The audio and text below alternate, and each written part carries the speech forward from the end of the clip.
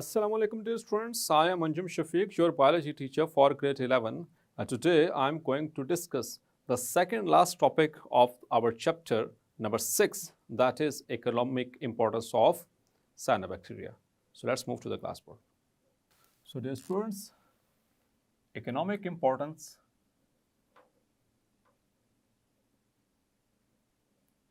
of cyanobacteria.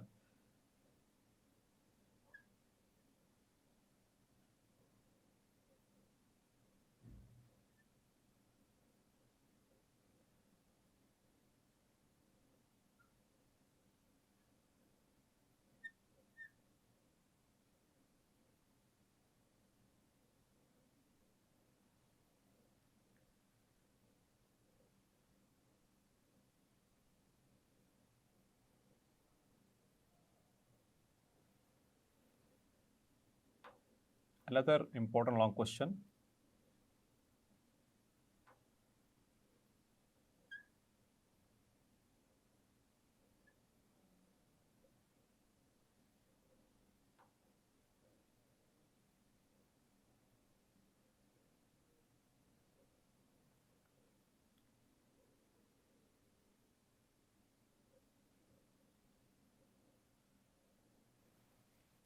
So first of all हम देखेंगे इसके कि इकोनॉमिकली है, इससे क्या क्या फ़ायदे हासिल होते हैं, साइनोबैक्टीरिया से क्या क्या यूजेस हैं इसके। इकोनॉमिक्स आपने पढ़ा हुआ है, मींस के उसमें हम प्रॉफिट लॉस की बात करते हैं, फ़ायदे और नुकसान की बात करते हैं कि हमें मुआशी तौर पर किसी भी चीज़ से कितना फ़ायदा हो सकता है या उससे कितना नुकसान हो सकता है। तो साइनोबैक्टीरिया जो हम पढ़ रहे हैं, इसके प्रीवियस लेक्चर में हमने कैरेक्टरिस्टिक्स को देखा, ये इकोनॉमिकली हमें फ़ायदा भी पहुंचाते हैं और कुछ नुकसानात भी पहुंचाते हैं। तो फर्स्ट ऑफ ऑल हम देखते हैं कि इकोनॉमिकली इससे हमें क्या फ़ायदा हासिल हो सकता है। So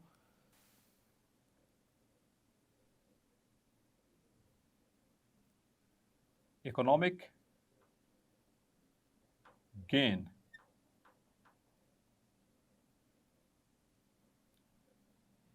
due to cyanobacteria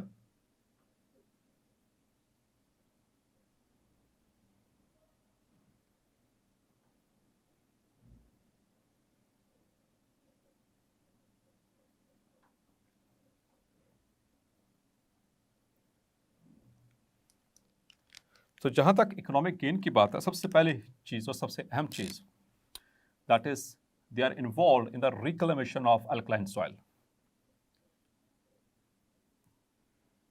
The first point is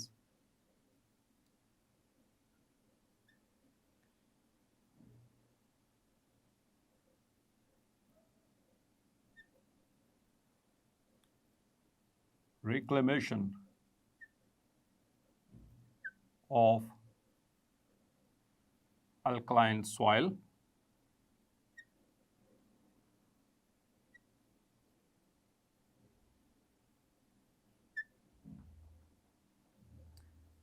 so as far as the reclamation. अच्छा डियर स्टूडेंट्स, रिक्लेमेशन का क्या मतलब है? रिक्लेमेशन का मतलब है बहाल करना। तो ज़्यादातर जो प्लांट्स हैं वो अल्कलाइन यानी कि बेसिक सॉइल में बहुत अच्छे से ग्रो करते हैं। और बेसिक जहाँ बेसिक का मतलब जहाँ पे जो पीएच है वो अल्कलाइन हो। पीएच हम पढ़ चुके हैं, ठीक है, 0 से 14 तक 7 इज़ न्यूट्रल, 7 से 14 तक जो है ये अल्कलाइन या बेसिक कहलाती है पीएच, या और 7 से नीचे up to 0 that is acidic. तो जो प्लांट्स ख़ास तौर पर वो प्लांट्स जो अल्कलाइन सॉइल में, जो कि आमतौर पर ज़्यादातर प्लांट्स हैं उसमें ग्रो करते हैं, किसी भी वजह से उस सॉइल की, उस मिट्टी की अगर अल्कलाइनिटी जो है यानी उसकी बेसिक प्रॉपर्टीज़ जो हैं वो ख़राब हो जाएं, जिसकी वजह से प्लांट के जो ग्रोथ है वो इफ़ेक्ट हो रही हो, तो साइनोबैक्टीरिया जो है ये इस्तेमाल किए जाते हैं, या जहाँ पर ये मौजूद होंगे तो उस सॉइल की अल्कलाइनिटी को वापस लेके आते हैं। यानी कि अगर उसकी पीएच लो हो जाए, एसिडिक की तरफ चले जाए, जो कि सूटेबल ना हो प्लांट्स की ग्रोथ के लिए, सो दे हेल्प देम। सो cyanobacteria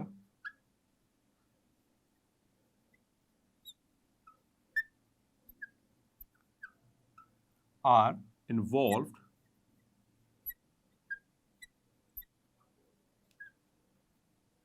in the reclamation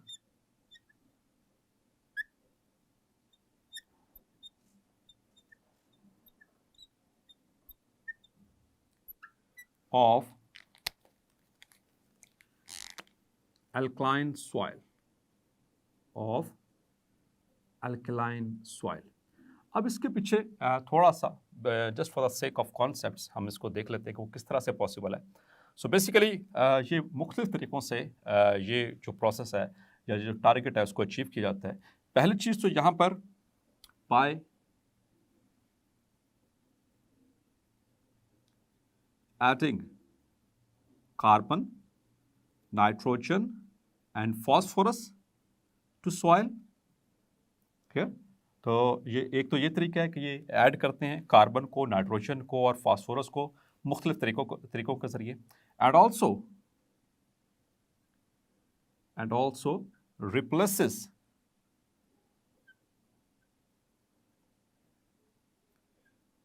sodium ions with calcium ions, कि सोडियम को कैल्शियम आयंस के साथ जो है वो रिप्लेस किया जाता है. तो जिस सॉइल के अंदर कैल्शियम ज़्यादा होगी तो वहाँ पर वो कार्बोनेट्स के साथ मिलकर अल्कलाइनिटी को बहाल करेंगे. तो पहला तो पॉइंट ये हुआ, ये इकोनॉमिक गेन है, इनकी वजह से ये फ़ायदा है. नंबर 2,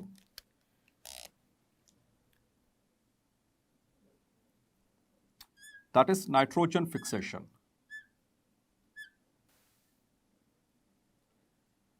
नाइट्रोजन फिक्सेशन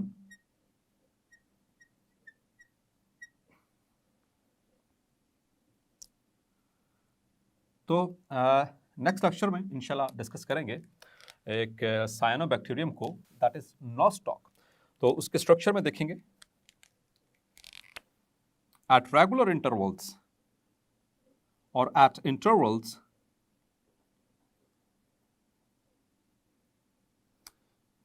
इन अ ट्राइकोम. एक ट्राइकोम हमने बात की थी. ट्राइकोम क्या है? वो फिलामेंट होती है, वो चेन ऑफ सेल्स को हम कहते हैं ट्राइकोम्स. सो उसमें इंटरवल्स के ऊपर there are round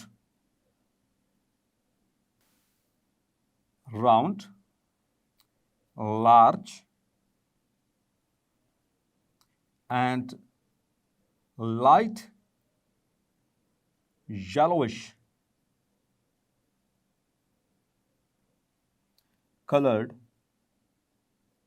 cells which are called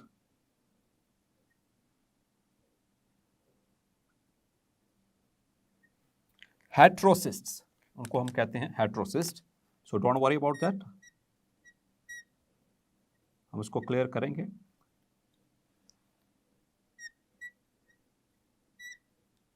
हेट्रोसिस्ट्स, और ये हेट्रोसिस्ट क्या करते हैं? These cells, means the heterocysts, convert atmospheric nitrogen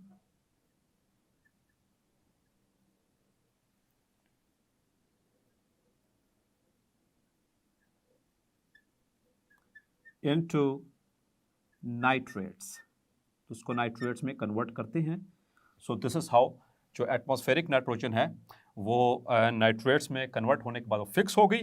तो अब वो नाइट्रेट्स होते हैं वो इस्तेमाल कर लेते हैं plants. So this is how they are involve. तो इसी तरह से यहाँ पर नाइट्रोजन की बात हुई थी ना कि नाइट्रोजन कैसे ऐड किया जा रहा है.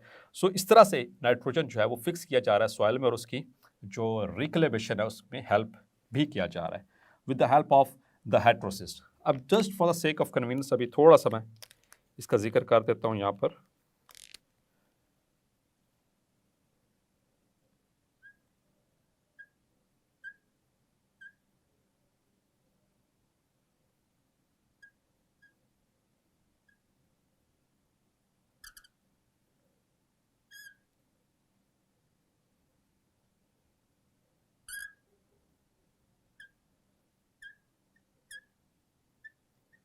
तो इस तरह से कुछ डायग्राम हमारी बुक में भी बनी हुई है. That is basically of the nostoc. ये जो एक साइनोबैक्टीरियम है. क्लियर?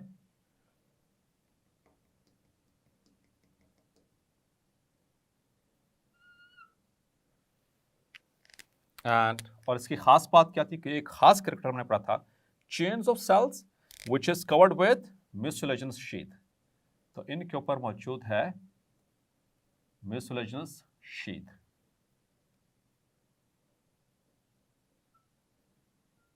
लाइक दिस, ठीक है।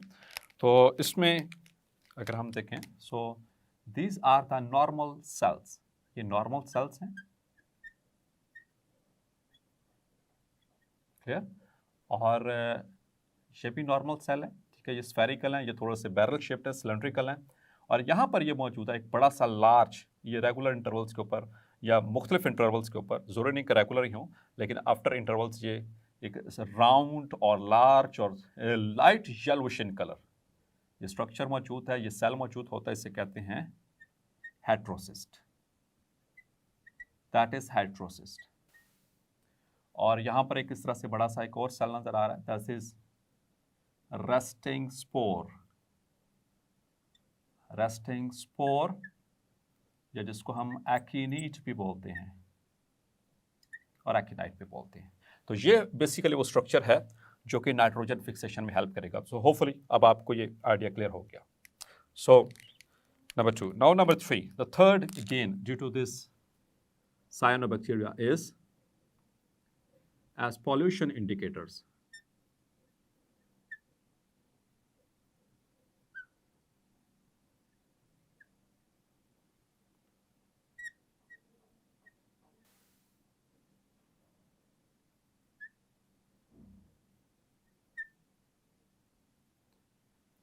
तो जहां तक बात है पॉल्यूशन इंडिकेटर्स की, पॉल्यूशन इंडिकेटर कैसे कहते हैं? कोई भी ऐसा सब्सटेंस या कोई भी ऐसी चीज़ जो कि इंडिकेट कर रही हो, जाहिर कर रही हो कि यहाँ पर पॉल्यूशन ज़्यादा है या कम है। तो बेसिकली ये ज़्यादा पॉल्यूशन को इंडिकेट कर रहे होते हैं। आमतौर पर ये जो cyanobacteria they are present in the aquatic environment, और जहाँ पर भी जो पानी है that is enriched in the nitrates and phosphates और इस तरह के जो सा इंडस्ट्रियल एफ्लुएंट्स आते हैं, ठीक है, इंडस्ट्रियल जो इंडस्ट्री से जो हैवी मेटल्स और इस तरह के जो से एफ्लुएंट्स आते हैं, उनके अंदर मुख्तलिफ तरह के इनऑर्गेनिक केमिकल्स होते हैं, तो ये उनको बड़े अच्छे से इस्तेमाल कर लेते हैं जो साइनोबैक्टीरिया होते हैं। तो जहाँ पर इनकी ग्रोथ ज़्यादा हो, जिस पानी पे इसकी ग्रोथ एक स्टैग्नेंट वाटर के ऊपर, एक रुके हुए पानी के ऊपर जहाँ पर इनकी ग्रोथ ज़्यादा होगी, इसका मतलब है कि वो एरिया या वो पानी जो है वो हाईली पॉल्यूटेड है। तो जहाँ पर इनकी ग्रोथ ज़्यादा होगी, इट इज़ इंडिकेटिंग दैट उसके नीचे जो मौजूद पानी है वो हाईली पॉल्यूटेड है, तो वो काबिल इस्तेमाल नहीं है। क्लियर? तो इसमें एक बहुत प्रोमिनेंट स्पीशीज जो MCQs के लिए भी मार्क कर लें इसको, that is ऑसिलाटोरिया, ऑसिलाटोरिया।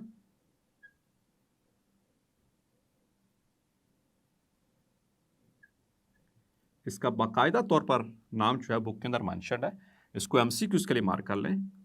And other species and some other species of cyanobacteria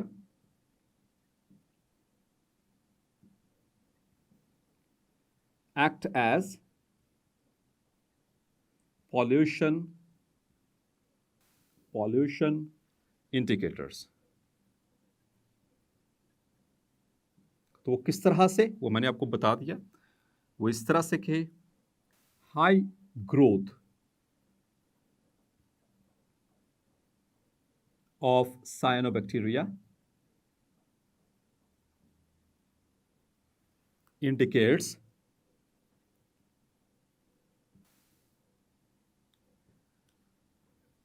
the high pollution or highly polluted water।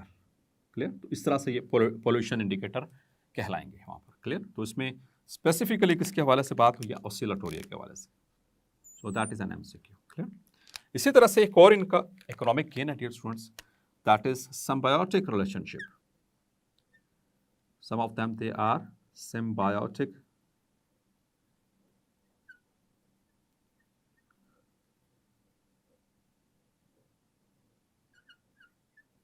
cyanobacteria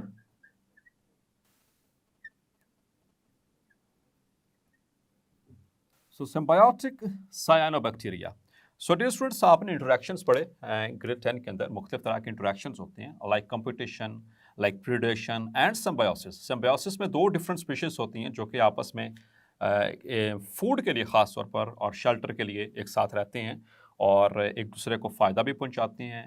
उनमें से एक को फ़ायदा, एक को नुकसान भी हो सकता है। एक को फ़ायदा और दूसरे को ना फ़ायदा ना नुकसान, यानी कि कॉमेंसलिज्म आपने पढ़ा हुआ है, mutualism and parasitism and commensalism. So these are the symbiotic relationships. लेकिन यहाँ पर जो सिम्बायोटिक रिलेशनशिप की बात हो रही है, that is basically the mutualistic relationship, जिसमें दो डिफरेंट स्पीशीज़ हैं, एक ही जगह पर रह रहे हैं या दो से ज़्यादा भी हो सकते हैं, लेकिन आमतौर पर दो, तो वो एक दूसरे को फ़ायदा पहुंचा रहे होते हैं, आमतौर पर खुराक की शक्ल में। क्लियर? तो जो सिम्बायोटिक सायानोबैक्टीरिया है, ये यानी कि सिम्बायोटिक रिलेशनशिप है जो बनाता है, तो आपने सिम्बायोटिक रिलेशनशिप पढ़े में आगे चलकर हम डिटेल से पढ़ेंगे भी in the chapter of fungi, that is lichens and mycorrhizae. ठीक है, तो उसमें जो मोस्ट ऑफ दी जो सिम्बायोटिक रिलेशनशिप जो बना रहे होते हैं वो है लाइकेंस। तो आज इसको थोड़ा सा ये भी मैं क्लियर करता चलूँगा कि लाइकेंस क्या हैं। सो आगे चलकर, क्योंकि दोबारा से यही बात हम चैप्टर नंबर 8 में भी करेंगे। तो जो सिम्बायोटिक रिलेशनशिप है, इसका 3 तरह की ऑर्गेनिजम्स के साथ है, विद प्रोटोजोआ,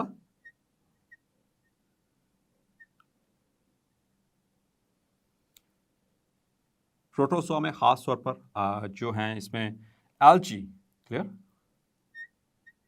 एल्गी उनके साथ है। इसी तरह से इनका जो सेकंड जो रिलेशनशिप है, that is with angiospermic plants,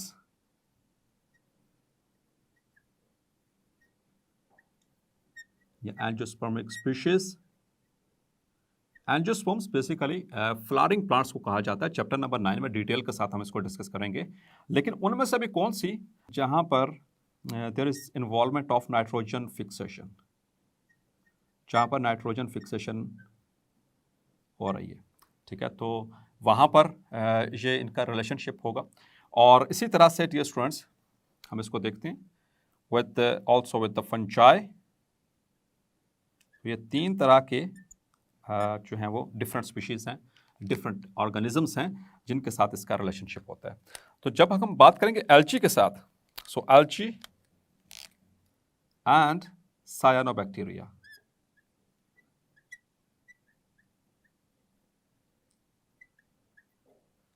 सो जब इनका आपस में रिलेशनशिप होगा फूड के एतबार से, सो इनको they are given being provided with food provide किया जाएगा एल्गी की तरफ से, एंड साइनोबैक्टीरिया भी चूँकि फोटोसिंथेटिक होते हैं और दे it offers protection.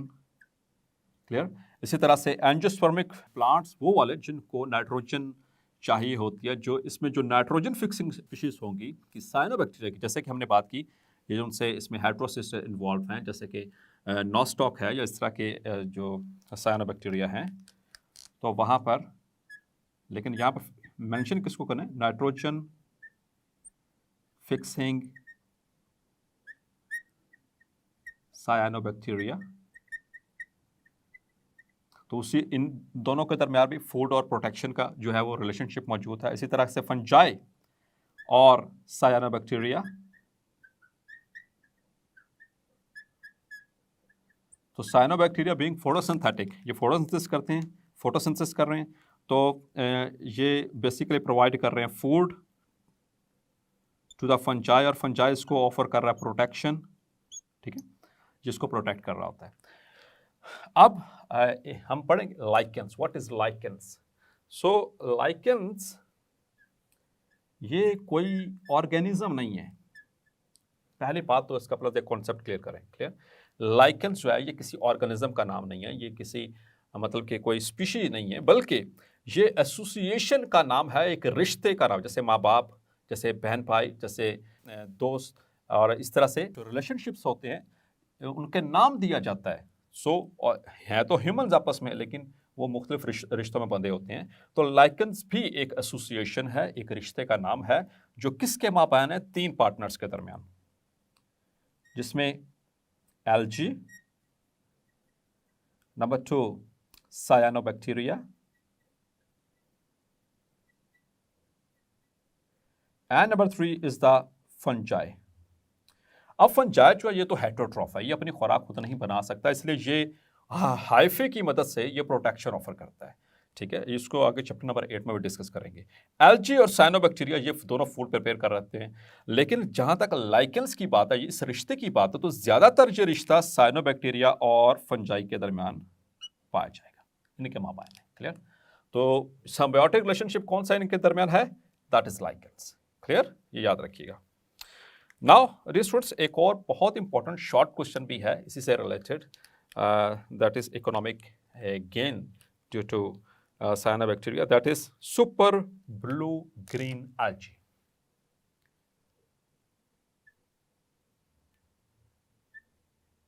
Super blue green algae. इसको अच्छे से समझ लें, इसको मार्क कर लें, ये येलो बॉक्स में दिया क्या है इसी जो टॉपिक के साथ में, इसको इंपॉर्टेंट शॉर्ट क्वेश्चन मार्क कर लें, बहुत इंपॉर्टेंट शॉर्ट क्वेश्चन। ठीक है, इसको अभी से मार्क कर लें, साथ ही इसको मैं अभी क्लियर भी कर देता हूँ। ये सुपर ब्लू ग्रीन एल्गी क्या है बेसिकली। पहले इसका टेक्स्ट लिख लेते हैं, फिर मैं इसको मजीद क्लैरिफाई करता हूँ। Super blue green algae forms expensive pond scum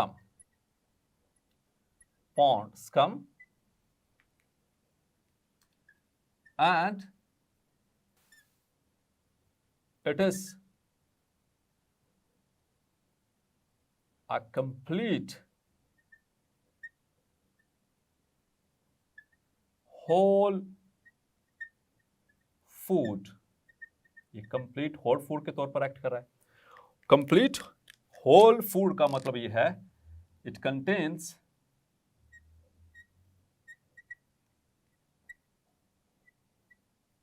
60% of proteins, इसमें 60% प्रोटीन्स हैं। प्रोटीन्स किससे बनती हैं? अमाइनो एसिड से बनती हैं। आपने अमाइनो एसिड पढ़े चैप्टर नंबर 2 के अंदर, तो मैंने वहां पर बताया था 2 तरह के अमाइनो एसिड्स होते हैं, एसेंशियल एंड नॉन एसेंशियल। तो इसके अंदर जो 60% सिर्फ प्रोटीन्स मौजूद हैं, it contains have all essential and non-essential amino acids। तो डियर स्टूडेंट्स, ये क्या होते हैं इसेंशियल और नॉन इसेंशियल अमाइनो एसिड्स? आपको पहले से भी बता चुका हूं, आपको जस्ट आपका कॉन्सेप्ट रिवाइज कर देता हूं। इसेंशियल और नॉन इसेंशियल यहाँ पर जो मीनिंग है वो डाइट के रिलेशन से है। ऐसे अमाइनो एसिड्स जो हमारी बॉडी खुद से बना लेती है, वो ज़रूरी नहीं है कि हम खुराक में खाएं। जो बॉडी हमारी खुद बनाने की जो काबिलियत रखती है अमाइनो एसिड्स को, वो खुराक में लेना ज़रूरी नहीं है, इसलिए उनको कहा जाता है नॉन इसेंशियल। तो 20 में से 10 जो है वो नॉन इसेंशियल हैं और 10 जो है वो इसेंशियल है। और 10 जो इसेंशियल हैं उनको इसलिए कहा जाता है क्योंकि हमारी बॉडी उनको सिंथेसाइज नहीं कर पाती, इस वजह से हमें वो डाइट में लेना पड़ते हैं। तो ये जो उनसे सुपर ब्लू ग्रीन एल्गी जो है, ये होल फूड इसलिए इसको कह रहे हैं क्योंकि इसमें 60% तो सिर्फ प्रोटीन्स हैं खुराक की। तो 60% प्रोटीन के अंदर वो तमाम एसेंशियल और नॉन एसेंशियल अमाइनो एसिड्स एक ही डाइट में मौजूद हैं। इसके अलावा इसके अंदर मौजूद हैं मिनरल्स जैसे कि आयरन और बहुत सारे मिनरल्स, ये एक एक एग्जांपल कोट करता जा रहा हूँ। प्लस इसके अंदर मौजूद है विटामिन्स जैसे कि फॉर एग्जांपल विटामिन बी। ठीक है, विटामिन बी इसके अंदर मौजूद है। और आपको पता है विटामिन बी, यहाँ पर मैं मजीद डिटेल में नहीं जाना चाह रहा, विटामिन बी ये एक विटामिन नहीं है, ये कॉम्प्लेक्स है पूरा। विटामिन बी कॉम्प्लेक्स है, B1 B2 B3 B4 B6 B8 B9 B10 B12। ठीक है, तो ये विटामिन बी खास तौर पर इसमें मौजूद हैं। सो इस वजह से इसको कहा जाता है कि ये कंप्लीट होल फूड है। ठीक है, पहली बात। दूसरी चीज कि इसको एक्सपेंसिव पॉन्ड स्कम क्या? पॉन्ड कहते हैं जोहड़ को, एक खड़े पानी को, तालाब जो यानी खड़ा पानी। स्कम कहते हैं लेयर को। पॉन्ड स्कम का मतलब कि पॉन्ड के ऊपर एक लेयर बन जाना, एक जो है वो बारीक से कोटिंग बन जाना। एक्सपेंसिव क्यों कहा जा रहा है? आमतौर पर जहां पर ये साइनोबैक्टीरिया वो पॉन्ड्स के ऊपर ग्रो करते हैं, चूंकि ये भी फोटोसिंथेटिक है तो इनके साथ मौजूद होंगे इनके photosynthetic partners which are called as algae. Algae भी मौजूद है, लेकिन इनके अंदर जो सुपर ब्लू ग्रीन एल्जी है ये सिंगल सेल्ड है। They are single celled, they are single celled blue green super blue green algae उसके अंदर मौजूद होते हैं। अब इनको एक्सपेंसिव क्यों कहा जा रहा है? एक्सपेंसिव का मतलब है कि कॉस्टली हैं, ये काफ़ी महंगे हैं। महंगे इस सेंस में कि वो जो लेयर ऊपर बनी हुई है ऐसे वो ब्लू ग्रीन, आप वहाँ से उसको निकालें और उसमें से एल्जी को अलहदा कर दें। लेट्स सपोज कि ये यहाँ पर एल्जी हैं और यहाँ पर हमारा सुपर ब्लू ग्रीन यानी कि ये तुमसे एल्जी यानी जिसको हम साइनोबैक्टीरिया कह रहे हैं ये मौजूद है। क्लियर? तो यहाँ पर ये सुपर ब्लू एल्जी को अलहदा कर लिया जाए तो डियर स्टूडेंट्स ये बाहर के मुल्कों में तो बहुत एक्सपेंसिव कैप्सूल्स की शक्ल में बिकता ही है और खासे महंगे कैप्सूल है। डॉलर्स में इनकी कीमत होती है, सेंट्स में भी नहीं बल्कि डॉलर्स में इनकी कीमत होती है। इस वजह से इनको कहा जाता है एक्सपेंसिव। तो क्यों, किस वजह से? ये मुख्तलिफ तरह की बीमारियों के इलाज में भी इस्तेमाल होते हैं, लाइक डायबिटीज़ में इस्तेमाल हो रहे हैं, हाइपरटेंशन में इस्तेमाल हो रहे हैं, एंटी ट्यूमर यानी कि कैंसर की बीमारियों में भी ये इस्तेमाल हो रहे हैं, जिस वजह से ये काफ़ी एक्सपेंसिव है। क्लियर? तो थेराप्यूटिकली फार्मास्यूटिकल इंडस्ट्रीज इसको बहुत इस्तेमाल कर रही होती हैं। So this is what we called a super blue green algae. तो ये कंसेप्ट क्लियर हुआ? इसको एक्सपेंसिव पॉन्ड्स कम क्यों कह रहे हैं? पॉन्ड्स कम का मतलब पॉन्ड के ऊपर एक लेयर किसकी? ये एल्जी और सुपर ब्लू ग्रीन एल्जी की। आमतौर पर इनको अलग किया जाता है। इसको कंप्लीट होल फूड कहा जाता है क्योंकि इसके 60% प्रोटीन, ये एमसीक्यू इसके लिए मार्क कर लें 60%। इसमें क्यों कहा जाता है? Because it contains all the essential and non essential amino acids. Clear? अब आते हैं इसके इकोनॉमिक लॉस की तरफ। नाउ द इकोनॉमिक लॉस तो वो थोड़ा कम है कंपैरेटिवली, फायदा इसका ज्यादा है। इकोनॉमिक लॉस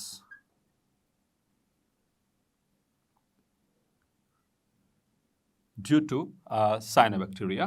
तो उसमें पहली चीज डियर स्टूडेंट्स ये कि जहां पर भी ये होंगे वहां पर unpleasant smell, they are the source of unpleasant smell. वहां पर गंदी बदबू होगी क्योंकि ये आमतौर पर स्टैग्नेंट वाटर, खड़े पानी के ऊपर ये ग्रो करते हैं। और जहां पर भी होगा ये इनके जहां पर भी होगी यूट्रॉफिकेशन, ये पहले भी टर्म आपसे शायद डिस्कस की मैंने। यूट्रॉफिकेशन का मतलब है, eutrophication it means the excessive enrichment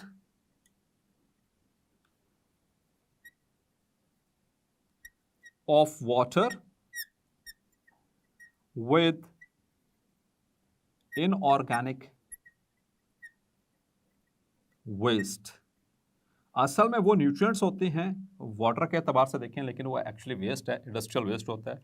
इसे कहते हैं कि पानी के अंदर न्यूट्रिएंट्स की तादाद ज़्यादा हो जाना, उसकी कैपेसिटी से ज़्यादा हो जाना, उसे कहता है यूट्रॉफिकेशन। और मैंने बात की थी आपको कि जहाँ पर ये यूट्रॉफिकेशन ज़्यादा होगी वहाँ पर इनकी ग्रोथ ज़्यादा होगी, और जहाँ पर ये ग्रो करते हैं जो कि स्टैग्नेंट वाटर है, और इस वजह से वहाँ पर बदबू होगी, बदबू। नंबर 2 जो इनकी वजह से एक ख़ास जो लॉस की में अकाउंट कर सकते हैं, दैट इज दे रिलीज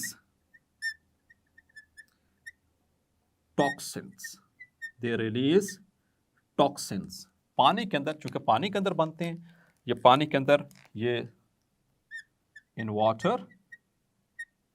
और अगर गलती से कोई भी कैटल्स जैसे कि भेड़ बकरियां या गाय भैंस इस तरह के जानवर है उस पानी को पी लें तो उनकी जान जा सकती है। ठीक है? The kettles that drink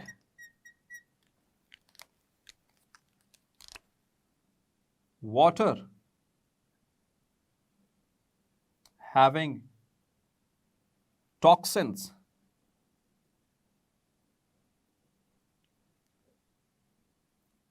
released by cyanobacteria,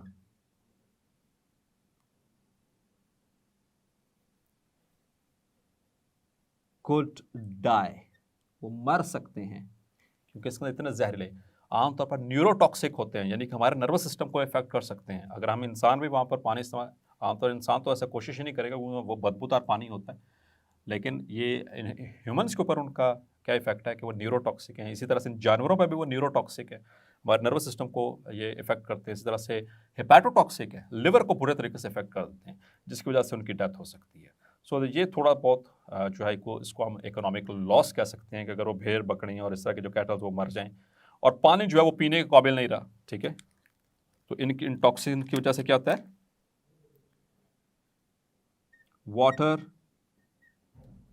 can not be consumed, उसको हम कंज्यूम नहीं कर सकते, मतलब पीने के एतबार से, पीने के लिए उसको हम इस्तेमाल नहीं कर सकते। So these are the economic losses. So dear students, hopefully आज का लेक्चर भी आपको क्लैरिफाई हो गया होगा। मिलते हैं नेक्स्ट लेक्चर में और डिस्कस करेंगे last topic of our chapter number 6, that is nostoc. सो तब तक अपना ख्याल रखिएगा। अल्लाह हाफिज़।